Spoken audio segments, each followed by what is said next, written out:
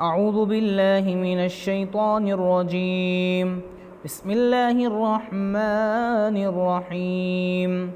شیطان اور اس کے وسوسے دور کرنے کی دعا۔ سب سے پہلے آپ شیطان سے اللہ کی پناہ مانگیں، یعنی کہ آپ اللہ تعالیٰ سے کہیں اے اللہ مجھے اپنے ساتھ رکھ، مجھے شیطان سے دور کر دے۔ اس کے بعد آپ اذان سنیں، اور اس کے بعد مسنون اذکار اور قرآن کریم کی تلاوت کریں تو اس سے بھی شیطان دور ہو جاتا ہے۔